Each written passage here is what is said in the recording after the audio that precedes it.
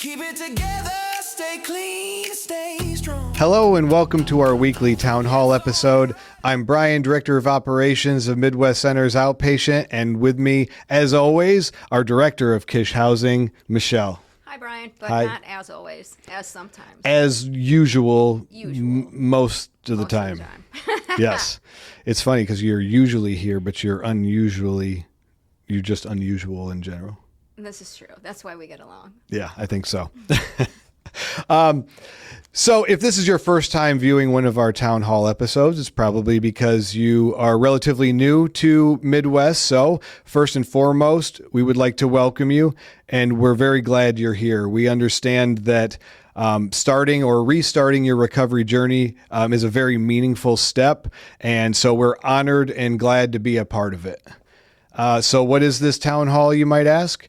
Well, it's our weekly meeting where we share important updates, go over key reminders, announce anything upcoming, keep anybody informed of any program changes, both at housing and the treatment center here in Monroe.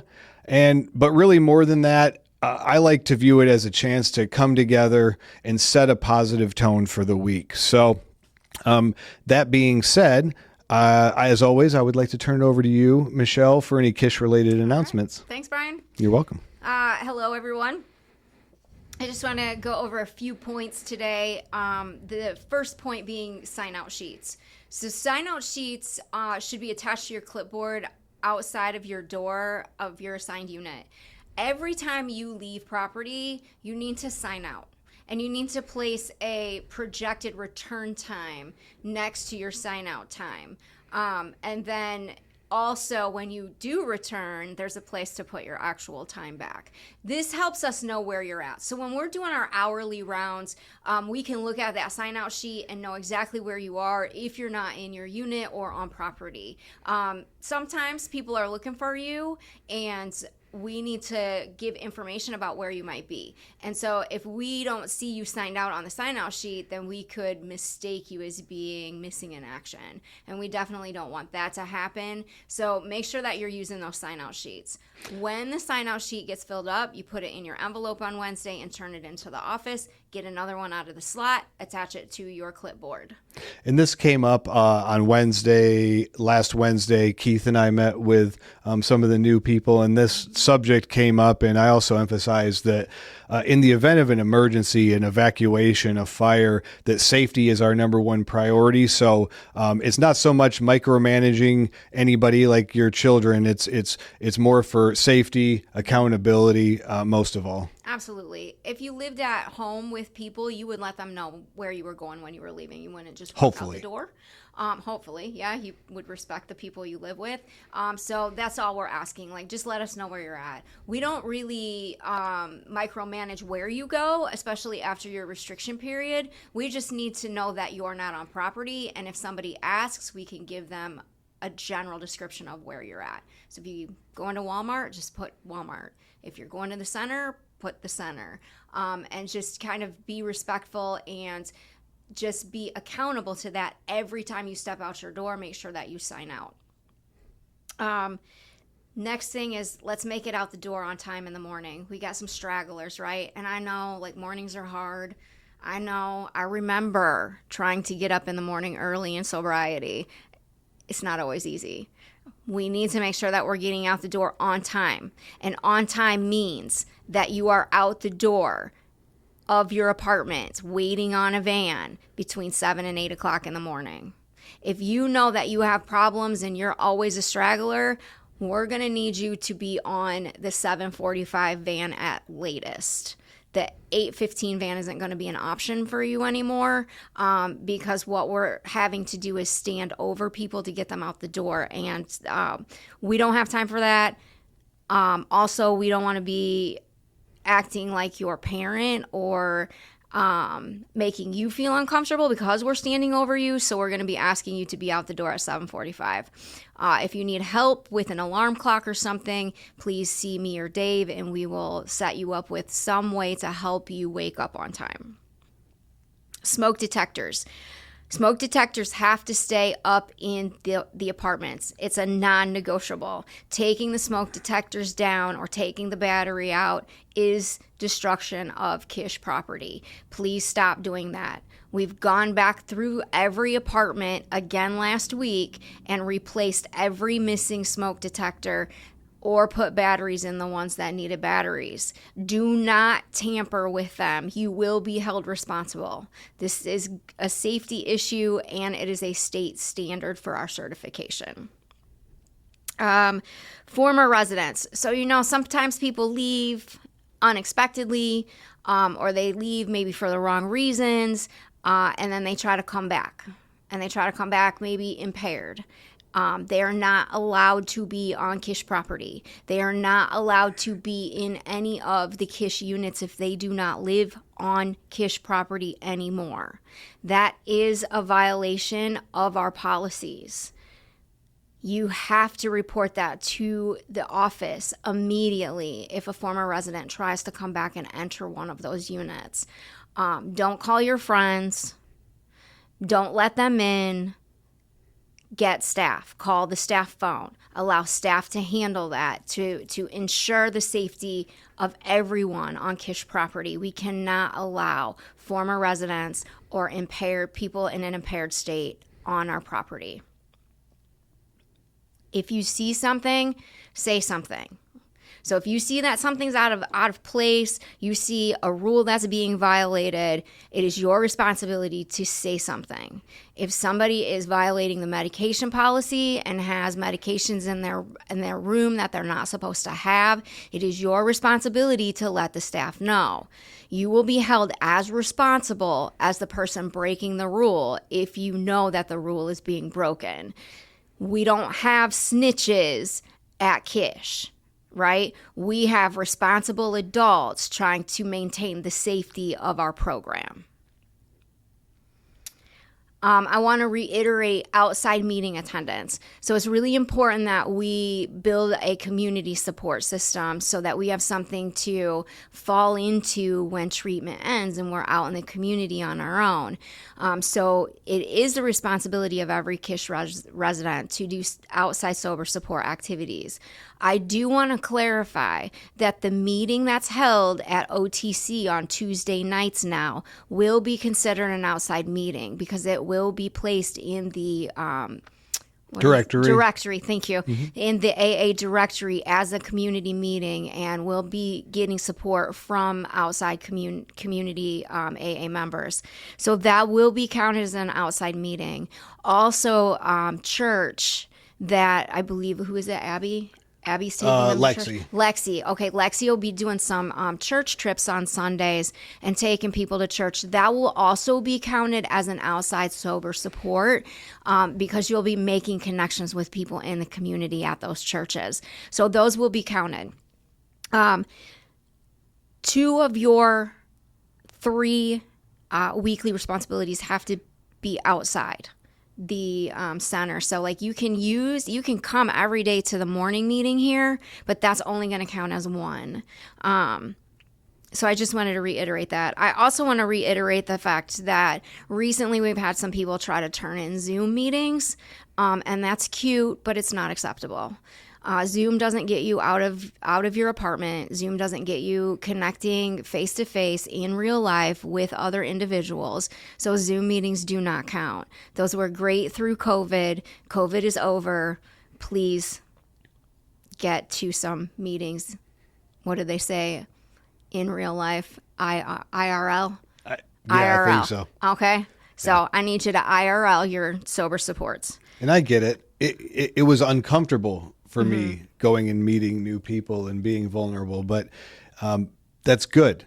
Discomfort is good because that's when we grow. Yep, absolutely. I want everybody to know that this can be a challenging time of year for recovery. I don't know what it is about the sun, but the sun will make the cravings come out. And so I just want you guys to know that cravings and hard feelings are normal. It's a normal part of the recovery process, and I want you to know that Kish staff is there to support you. So before making impulsive decisions, run those thoughts past somebody and don't be ashamed of them. Staff is there just to help support you, not just hold you accountable. So please reach out to us if you're having vulnerable moments, and know that that's just part of the recovery process, but we don't have to act on them. And lastly, I just wanted to give a shout out to our new peer supports, Clyde and Michael T., who started last week in their roles, and we're super excited for that. So if you see them around, congratulate them, but also understand that they are part of the team now, so their boundaries will be shifting a little. All right. Congratulations, guys. Thanks, Michelle. You're welcome. So some announcements from the treatment side of things. Michelle brought up the Tuesday night meeting. That's Tuesday at 6:30. Last week was the inaugural meeting of the Into Action group of Alcoholics Anonymous, and I saw many people from the community and Kish show up. It was a really, really awesome experience. It's really great. I'm very humbled and honored to be a part of it. So I hope everybody comes out, as many people as possible. It's every Tuesday, 6:30 here at Monroe Street, 4747 Monroe. Medicab will take you here. We'll also have vans leaving at about 5:45 from Kish for those without transportation or Medicab. Spaces are limited on the vans, so get out early. But spaces not limited at the meeting, just so you know. So hope to see you all there. Next reminder, I'm going to say this probably every week, smoking and vaping are to be done outside of the building, out back within the fenced in area only. Also, that door in the back, that is the door that all clients must enter and exit from. All other doors are to be used only in the event of an emergency. Let's see. If you are in PHP, you must ride our Midwest vans. You cannot use Medicab or drive your own vehicle while you're engaged in the PHP program. It is a very short amount of time in the grand scheme of things. So please adhere to that. This is for weekdays and weekend groups. So all groups, all PHP groups must ride the van. Also, PHP clients are not permitted to leave this property during the day, during treatment hours, without staff escort or approval ahead of time. And lastly, Michelle, you talked about, getting out on time and catching the vans and stuff. I'm going to talk about timeliness too and tardiness. Please make sure that you are on time for your groups. There's been a few instances, several instances lately of individuals showing up late. If it was because you weren't quite sure where you were supposed to go, you were relatively new, we understand. That being said, if there isn't another excuse once you know where you're supposed to go, I want to say that responsibility, reliability, and integrity starts now in this current experience you guys are in. And the more that you practice those principles, in your treatment and in your recovery, the more that they'll serve you in your future endeavors too. Because at the end of the day, recovery isn't just about abstaining from substances, drugs, and alcohol. It's about becoming the best version of ourselves that we can be, so that, I want you all to be the best mothers, fathers, brothers, sisters, employees, business owners, everything that you can possibly be. That starts with small, simple adjustments and doing things that are difficult and uncomfortable. So, that being said, tardiness is considered the same as absences in that both are considered treatment non-compliance, and continued tardiness could impact your continued participation in services here at Midwest. So, those are my announcements. I got one shout out this week. Did you have any? You shouted out the peer support. Peer supports. Okay. I got a shout out. Chris Hudak came and let me know that you just started cleaning up the group room with him without being asked the other day. And I so much appreciate that. I appreciate the initiative and the pride that you have in our space here. So thank you so much for that. And lastly, but certainly not least, I always end these town halls with a bit of morning motivation. It's usually in the form of a story. I'm switching it up a little bit this week. I came across something and I thought it was really interesting, and it wasn't recovery related, but it struck me as it was. So I'm sure probably everybody has heard of the painter Vincent van Gogh. You've heard, I think he like cut his ear off. That was the one. My daughter's an art history major in college. I should know this, but Vincent van Gogh used to write letters to his brother Theo, and some of them were very interesting. And I'd like to read one of those today and then kind of reflect on it. He said, "What am I in the eyes of most people? A non-entity, an eccentric, or an unpleasant person? Somebody who has no position in society and will never have. In short, the lowest of the low. All right, then. Even if that were absolutely true, then I should one day like to show by my work what such an eccentric, such a nobody has in his heart. That my ambition, based less on resentment than on love in spite of everything, based more on a feeling of serenity than on passion. Though I am often in the depths of misery, there is still calmness, pure harmony and music inside me. I see paintings or drawings in the poorest cottages, in the dirtiest corners. And my mind is driven towards these things with an irresistible momentum." So when I first read that, and the reflection I got from it is, Van Gogh asked a painful question: what am I in the eyes of most people? And then he answers it in a way that many people in recovery, I think, can agree that they've felt at one point or another. I know I have felt a nobody, an outcast, somebody without a place. And that's really at the heart and weight of stigma, I think. People struggling with addiction are often seen the same way, defined by the worst moments, reduced to labels, judged without context. Society tends to look at the behavior and miss the human. And when you hear that long enough, something dangerous, I think, can happen. At least it did for me. I started to believe it. And that's where shame takes root. But what Van Gogh does next is what really, really matters. I think he doesn't argue with the world. He doesn't try to prove them wrong with his words. Instead, he makes a quiet decision. I should one day like to show by my work what such an eccentric has in his heart. That's recovery.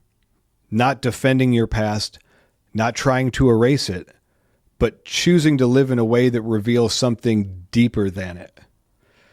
He also says his ambition is based less on resentment than on love, more on a feeling of serenity than on passion. That's a powerful shift, because early on, a lot of people try to recover out of anger, guilt, or the need to prove something, but those things burn and fizzle out. They're unstable fuel. Real recovery, the kind that lasts, comes from something quieter, a growing sense that there is still something good inside you worthy of protecting.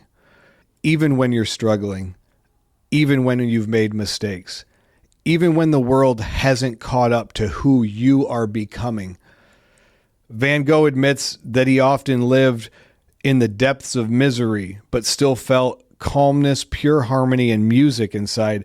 That's not denial, that's awareness. It's the ability to recognize that you are not just your pain. And that's where the shame starts to kind of lose its grip, because shame says, this is who you are. Recovery responds, this is something I've experienced, but it's not who I am. Rising above shame and guilt doesn't mean pretending they don't exist. It means refusing to let them be the final word. It means continuing to show up, to build, to create a life that reflects what's still alive inside you, even if no one else sees it yet. I see it. Over time, people may begin to see something different. But even if they don't, you will. And eventually they will too. And that's where the real shift happens. So my challenge this week and every week, look upon your past with acceptance, not shame, and move forward with your head held high. And as I always say, have a happy, safe, and sober week. Thank you. Bye. Be wrong. Keep it together, stay clean, stay strong. It's only right.